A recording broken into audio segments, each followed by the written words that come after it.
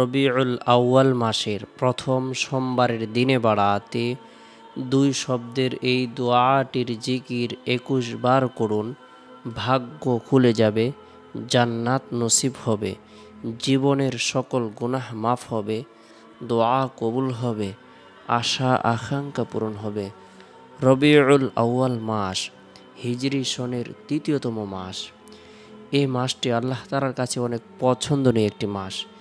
এই মাসের মধ্যে সাইয়্যিদুল মুরসালিন, ইমামুল মুরসালিন, খাতামুন নবিয়্যিন, রাহমাতুল লিল আলামিন, আমাদের হৃদয়ের স্পন্দন, কলিজার টুকরা জনাবে মুহাম্মদুর রাসূলুল্লাহ সাল্লাল্লাহু আলাইহি সাল্লাম জন্মগ্রহণ করেছেন।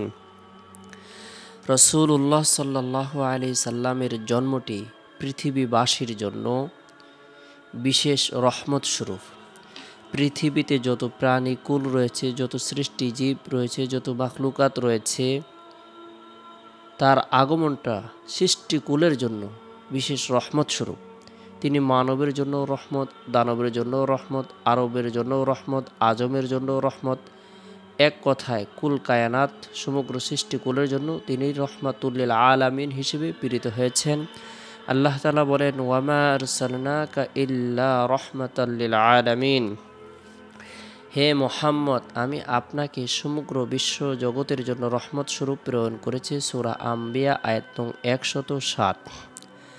রাসূলুল্লাহ সাল্লাল্লাহু আলাইহি সাল্লাম রবিউল আউয়াল মাসের 12 তারিখে সুবহ সাদিকের সময় সোমবারের দিন জন্মগ্রহণ করেন। রাসূলুল্লাহ সাল্লাল্লাহু আলাইহি সাল্লাম সোমবারের দিনটিকে গুরুত্ব দিতেন। এই দিনে নফল রোজা রাখতেন। রাসূলুল্লাহ সাল্লাল্লাহু আলাইহি সাল্লাম তার জীবদ্দশায় বিশেষ করে সাপ্তাহিক উত্তম দিনসমূহের মধ্যে অন্যতম একটি দিন সোমবারের দিনটিকে বিশেষ গুরুত্ব সহকারে নিজে ইবাদত বন্দেগী করেছেন। সাহাবা একরামকে এই দিনটিকে গুরুত্ব প্রদান করার ব্যাপারে উৎসাহ প্রদান করেছেন। সাপ্তাহিক সকল আমলসমূহের রিপোর্ট পেশ করা হয় তাকে সোমবারের দিন। আসমানের সকল দরজা উন্মুক্ত করে দেওয়া হয় সোমবারের দিন। রাসূলুল্লাহ সাল্লাল্লাহু আলাইহি সাল্লামের মিলাদ হয়েছে সোমবারের দিন। রাসূলুল্লাহ সাল্লাল্লাহু আলাইহি সাল্লামের বরকতপূর্ণ জন্ম বা রসুলের মিলাদ আল্লাহ তাআলা এত বেশি বরকতময় করে পাঠিয়েছেন। মা আমিনা বর্ণনা করেন, রসুলের মা বলেন যে, যখন মুহাম্মদ আমার গর্ভে ছিল আমি কোনো ধরনের কষ্ট অনুভব করিনি। মুহাম্মদ যখন জন্মগ্রহণ করেছে আমার কোনো ধরনের প্রসব বেদনা হয়নি। মুহাম্মদ যখন জন্মগ্রহণ করেছে আল্লাহর কৃতজ্ঞতা জ্ঞাপন করেছে, শুকরিয়া আদায় করেছে। মুহাম্মদ সাল্লাল্লাহু আলাইহি সাল্লাম যখন জন্মগ্রহণ করেছেন নার কাটা অবস্থায়, খাতনাকৃত অবস্থায় জন্মগ্রহণ করেছেন। মুহাম্মদ সাল্লাল্লাহু আলাইহি সাল্লাম যখন জন্মগ্রহণ করেছেন কাবা শরীফের মধ্যে 360টি মূর্তি ছিল। এই মূর্তিগুলো আল্লাহ তাআলার সিজদায় অবনীত হয়েছে। মা আমিনা বর্ণনা করেন, রসুলের জন্মের বরকতে কাফের বেঈমানরা পর্যন্ত আনন্দিত হয়েছে, খুশি হয়েছে। সুবহানাল্লাহ।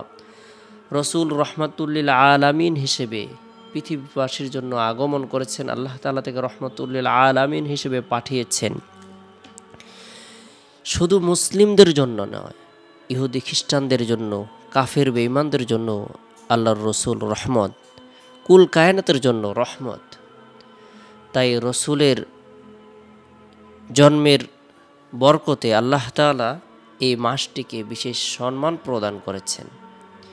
আমরা এই মাসে সোমবারের দিন গুরুত্ব সহকারে যতটুকু সম্ভব হয় নফল ইবাদত বন্দেগী করব।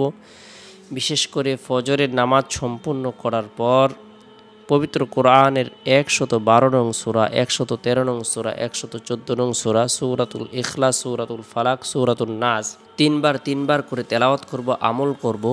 এরপরে উভয় হাতের তালুতে ফু দিয়ে শরীরের যতটুকু অংশ সম্ভব হয় মাসেহ করে নেব।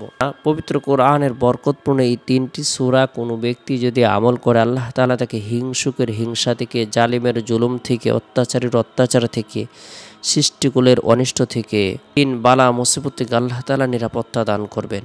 মানুষ শয়তান, জিন শয়তানের হাত থেকে আল্লাহ তাআলা তাকে নিরাপত্তা দান করবেন। বরকতপূর্ণ এই 3টি সূরা আমরা তিনবার করে তেলাওয়াত করব, আমল করব।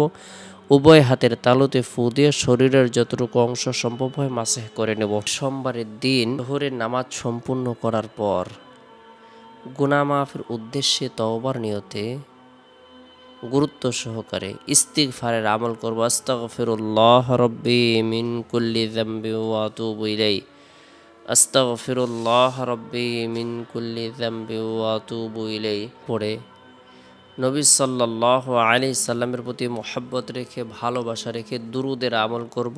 ছোট্ট দুরুদ হলো সাল্লাল্লাহু আলাইহি সাল্লাম, দুরুদের আমল করব। ইস্তিগফারের আমল, দুরুদের আমল, এরপরে দুই শব্দে এই দোয়াটির জিকির করব আমরা 21 বার। লা ইলাহা ইল্লাল্লাহ, লা ইলাহা ইল্লাল্লাহ, আল্লাহ ছাড়া কোনো মাবুদ নাই, হায়াতের মালিক আল্লাহ, রিজিকের মালিক আল্লাহ, গুনাহ মাফ করনেওয়ালা আল্লাহ, ইজ্জত দেনেওয়ালা আল্লাহ, বেইজ্জত করনেওয়ালা আল্লাহ, সকল ক্ষমতার মালিক আল্লাহ, আসমানের ইলাহ আল্লাহ, জমিনের ইলাহ আল্লাহ, সকল সময়ের ইলাহ আল্লাহ, চন্দ্র সূর্যের ইলাহ আল্লাহ, পাহাড় পর্বতের ইলাহ আল্লাহ, জিন ইনসানের ইলাহ আল্লাহ, লা ইলাহা ইল্লাল্লাহ। নবী করিম সাল্লাল্লাহু আলাইহি সাল্লাম বলেন, যে ব্যক্তি লা ইলাহা ইল্লাল্লাহ বলবে, আল্লাহ পাক রব্বুল আলামিন তার জীবনের সকল গুনাহকে মাফ করে দিবেন। সুবহানাল্লাহ। যে ব্যক্তি লা ইলাহা ইল্লাল্লাহ পড়বে তার জন্য জান্নাত আবশ্যক হয়ে যাবে। যে ব্যক্তি লা ইলাহা ইল্লাল্লাহ আমল করবে সে হাসতে হাসতে জান্নাতে প্রবেশ করবে। আল্লাহ তাআলা তার সকল গুনাহকে মাফ করে দেবেন। গুরুত্ব সহকারে আমরা লা ইলাহা ইল্লাল্লাহ এই দুই শব্দের কালেমার জিকির করব।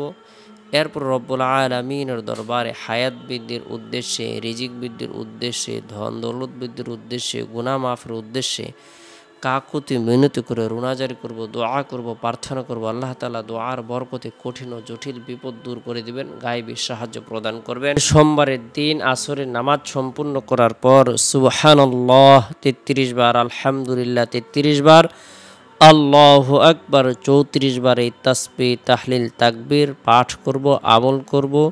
আল্লাহ তাআলার পবিত্রতা বর্ণনা করব, আল্লাহর প্রশংসা বর্ণনা করব, আল্লাহর বরত্বকে স্বীকার করব। এরপরে সোমবারের দিন শেষ হওয়ার পর যে রাত আসে, এ রাতটি হলো ফজিলতপূর্ণ একটি রাত।